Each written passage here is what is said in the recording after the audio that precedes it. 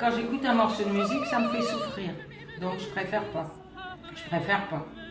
Je peux encore apprécier du jazz, mais c'est à peu près tout.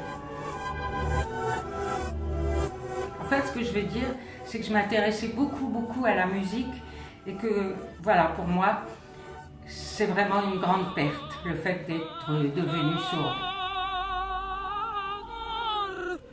Quand j'écoute la radio et que j'écoute de la musique, que ce soit de la musique classique ou des chansons, je me suis aperçue que je ne reconnaissais plus les airs que je connaissais par cœur avant d'être sourde, quoi.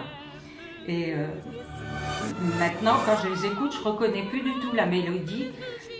Et voilà, donc ça me fait, en fait, ça me fait souffrir. Parce qu'en fait, j'entends pas toutes les notes. Et certaines notes, je pense que je les entends pas comme il faut. Beaucoup de sourds perdent les aigus au départ. Quand on entend faux un morceau qui est mélodieux et qu'on n'entend pas la mélodie, c'est comme si je jouais faux, en quelque sorte.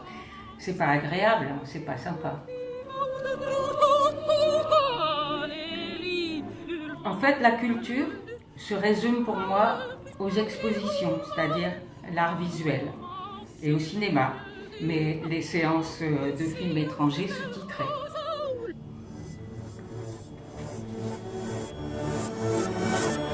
Je m'intéresse plus, disons, aux arts visuels.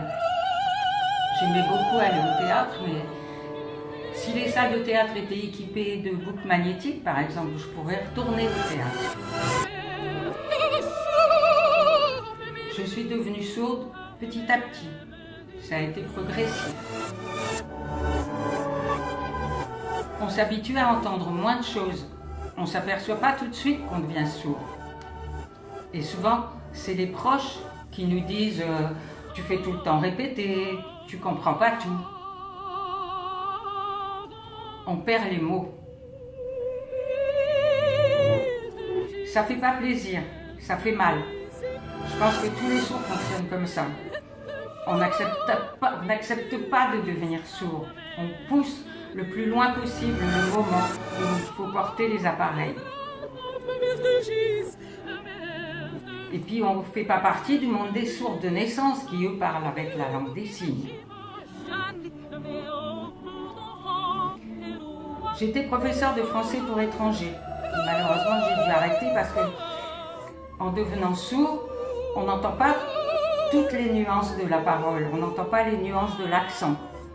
Quand on enseigne le français à des étrangers, il faut corriger l'accent. Bon, je ne pouvais plus le faire.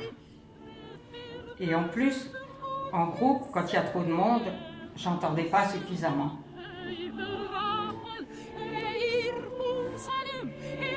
Ça sert à rien d'avoir un son plus fort parce qu'en fait, on entend, mais on comprend pas les paroles.